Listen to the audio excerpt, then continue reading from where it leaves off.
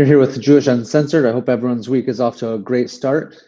Today we're going to be looking at one of the channels that has been one of my favorites.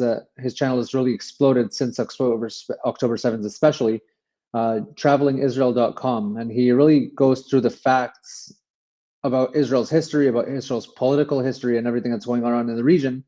It really is a level-headed, fact-based, and just like a calm presenter, and it's really hard to argue with him.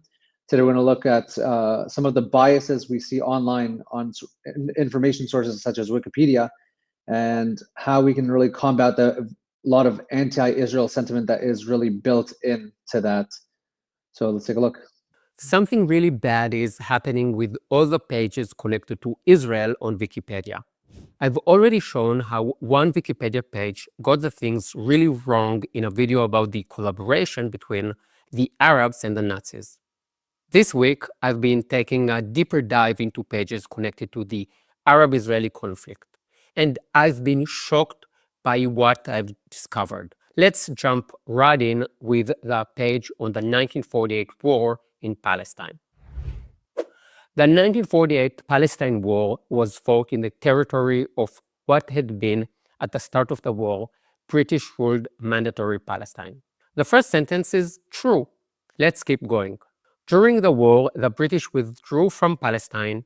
Zionist forces conquered territory and established the State of Israel, and over 700,000 Palestinians fled or were expelled. Wait a minute. The British withdrew, and then what? The Zionists started conquering land, like out of the blue? There is a part missing here. Let me fill in the blanks for you. So, the British had no desire to stay in the region, as they had enough problems to contend with at home after the Second World War. They gave the mandate back to the UN. The UN called for a two-state solution. Neither the Jews nor the Arabs liked the proposal, but the Jews were willing to compromise, whereas the Arabs just said no and started a war. I think it is kind of important to mention this and to make it clear who started the war. I mean, imagine reading something like this about World War II. The tensions between Germany and Poland escalated into war, resulting in 7 million German dead, 14 million German refugees, and Germany losing 25% of its land, mainly to Poland. Now, technically, everything I just said is true. 7 million Germans died in the war, and 14 million German refugees had to leave the eastern part of Germany, and that land did become Poland.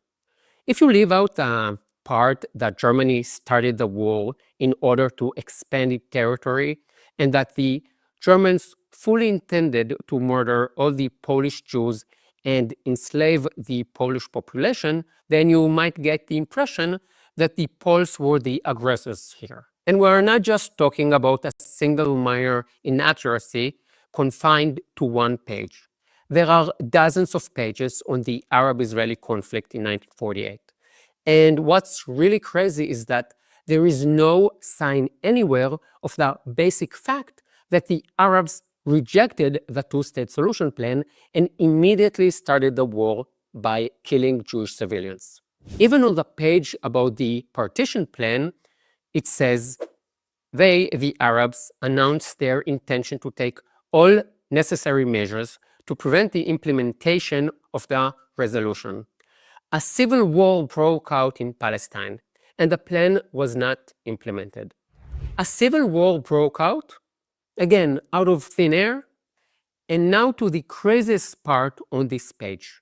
Down below, under subsequent events, it says, it was followed by outbreaks of violence in Mandatory Palestine between Palestinian Jews and Arabs, known as the 1947-1948 Civil War. And look what it says next to the picture of the bus. Memorial site for the first shots of 1948 Arab-Israeli War, where 7 people were killed on the day after the resolution. 7 people? Maybe Jews that were murdered by Arabs? This proves beyond any doubt that this is not just a mistake. Wikipedia has been hijacked by pro-Palestinians who have distorted the historical facts. These Wikipedia pages go into great detail about why the partition plan wasn't fair on the Arabs. They don't say why it wasn't fair on the Jews. Wikipedia also fails to mention the fact that back in 1948, the Arabs never said, "We've been given 40%, but we actually want 60 or 70%. The Arabs said one thing and one thing only. We are against a Jewish state of any size, or in their own words, as the leader of the Arabs in Palestine put it, Arabs, kill the Jews wherever you find them. This pleases God, history, and religion. This saves your honor. God is with you." I could give you any number of quotes of Arab leaders calling for the murder of Jews. But please take note. Not one of the Arab leaders said they would accept a Jewish state on whatever percentage it may be of the land. In other words, it was never about size. Let's continue with the main article. The war had two main phases, the first being the 1947-1948 Civil War, which began on 30 November 1947, a day after the United Nations voted to adopt the partition plan for Palestine, which planned for the division of the territory into Jewish and Arab sovereign states. This is true. There were two phases to the war. Again, they forgot to mention that the Arabs started them both. The first phase occurred when the British were still here. This is when the local Arabs started to murder Jews, mainly on the roads. The second phase started the second the British left, and that was when all the Arab armies surrounded Israel, invaded Israel to eliminate the Jews. Let's keep going. Initially on the defensive, the Zionist forces switched to the offensive in April 1948, in anticipation of the invasion by Arab armies. They enhanced Plan Dalet, an operation aimed at securing territory for the establishment of the Jewish state. There are so many lies in these two sentences alone. But here is the proof that the writer of this article knew they were lying, which is even worse than just being ignorant. Initially on the defensive. So they do recognize that the Arabs were the ones who started the war and attacked the Jews for months. But somehow they just didn't want to write it.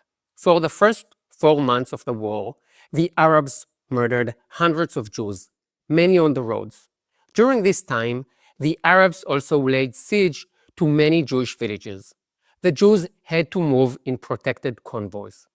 In March 48, 4 convoys were attacked, and dozens of Jews were murdered.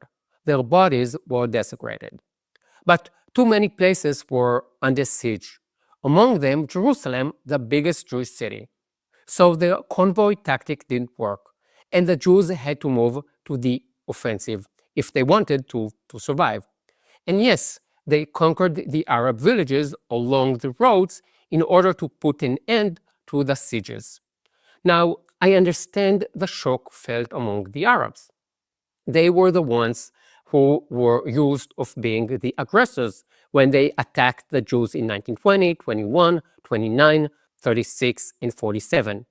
And then in March and April 48, the Jews retaliated.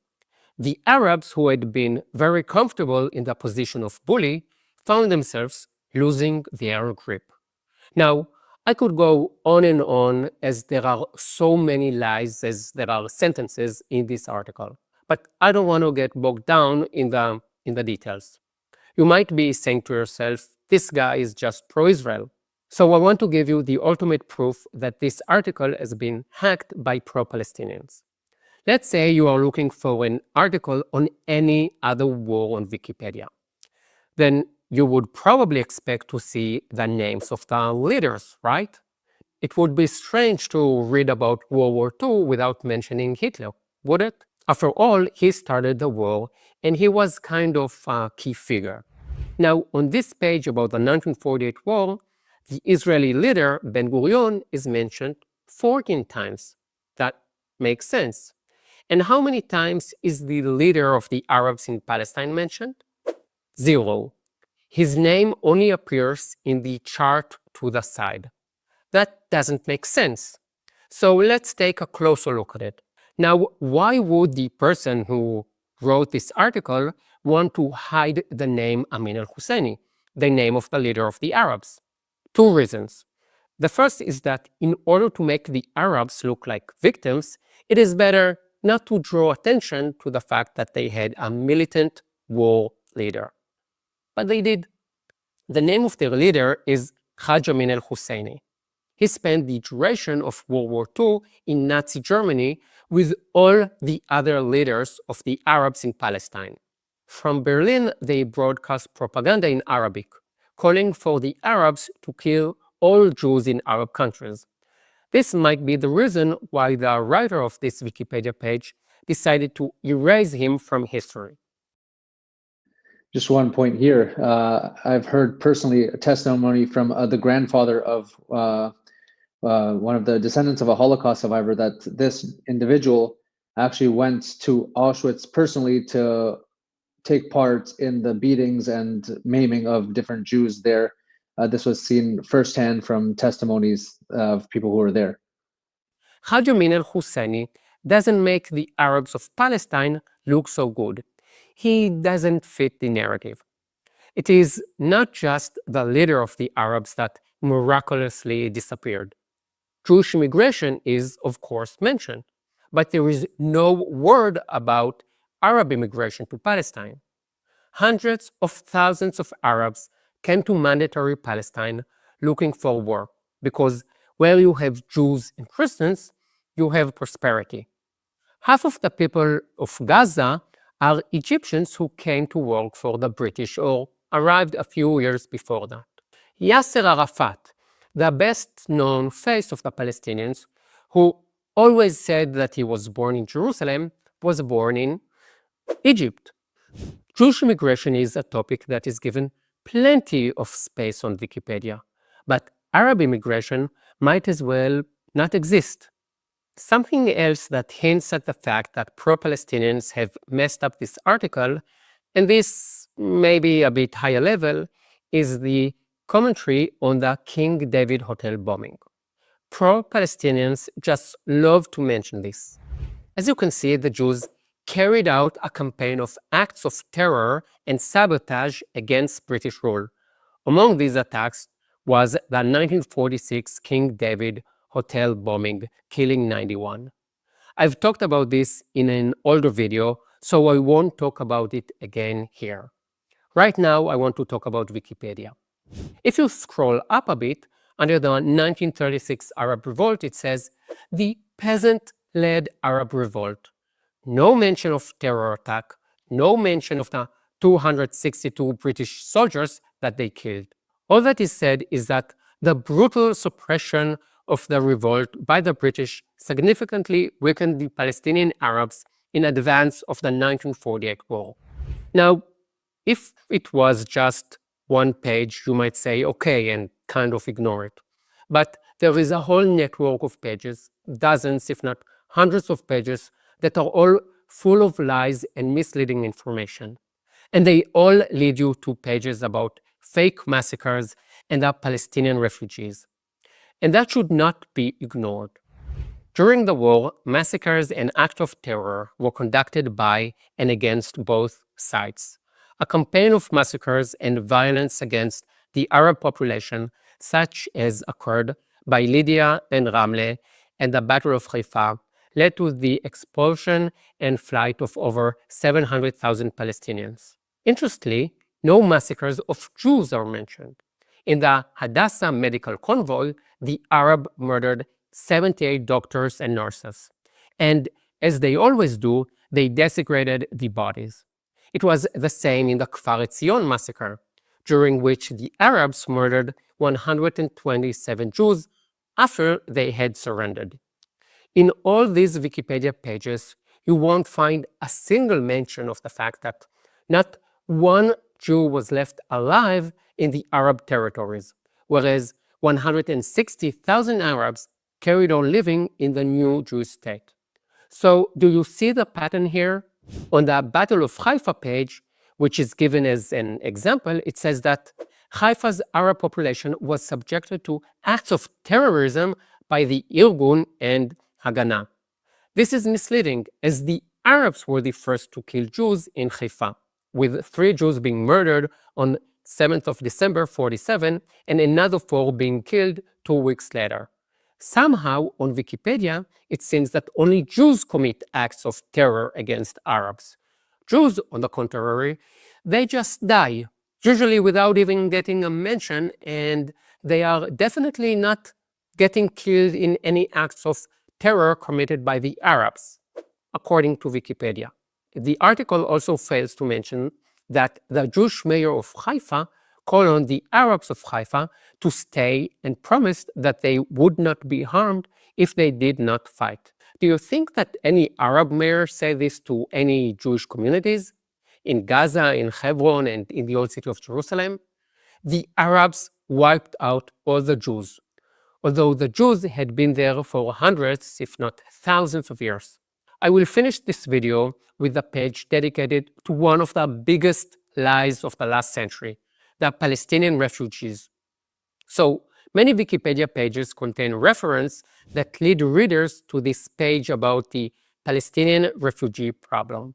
Guys, at the time that Israel was established in 1947-1948, India was established too, as were Pakistan and the 2 Germanys and the 2 Koreas and Syria and Lebanon and China. Do you know how many people had to move and became refugees as a result of wars and changing borders in those years? Around 40 million people. All of these 40 million people, Jewish refugees, German refugees, Polish refugees, Hindu refugees, Pakistani refugees, Chinese refugees, started a new life elsewhere. Only the Arabs of Palestine, who lost a war that they started, have retained this special privileged status of being able to call themselves refugees. Today, there are 10 times more Palestinian refugees than there were 80 years ago. This is insane. The fake Palestinian refugees receive more money than the real refugees in the world. And this isn't something that you will read about on any of these Wikipedia pages. Wikipedia is extremely important. Millions of people open it every day and expect to get reliable information from it. People who read these articles are not aware that they have fallen into a network of hundreds of anti-Israeli pages, which are disguised as regular pages. I need your help to share this with the world. Okay, there you have it. I mean, we see definitely today that our narrative, the Jewish narrative, and our fact and our way of explaining the conflict in Israel is really being swept under the rug. Whenever it's Jewish suffering, it's swept under the rug. It's like anonymous people were murdered, something happened, they push away the details. Same thing with hiding the details of the attackers. Their details are often slid under the rug. They don't say who it was. I wasn't Palestinian. He wasn't a Muslim. He wasn't an Arab. He wasn't anyone ascribing to more extremist faith. It was just like a person who went crazy and happened to kill some Jews. Like we see that all the time today on the news, and that's right. It's really important these days, just as in a matter of numbers, of getting our perspective and our narrative out. We see that in Wikipedia, the pages are taken over by these guys who have these warped ways, and they just want to lie their way to victory. And I recently heard a podcast by Jordan Peterson discussing the advantages and the disadvantages of AI. And one of the things he mentioned is that the fact that those who are programming the AI can have a certain skew on the narrative. They can program the AI to think a certain way and hide certain details. So we see how important this battle is on the information of us getting our perspective out. That's what we're trying to do here on Jewish Uncensored. And, at the same time, you can see how this can really snowball. And once they're into this mindset and they don't see anything else, they're just like you can see how pogroms almost can happen. You can see, like, looking back in history, how that one narrative, they just like build themselves up in the steam and just that anger that they have, and they just won't accept any other facts that anyone else gives them. So that's why, as always, we need your help here at Jewish Uncensored. Like and subscribe, and definitely if you can donate to us creating more content, that would be very helpful. Thank you for joining, and we hope to hear more good news in the coming weeks.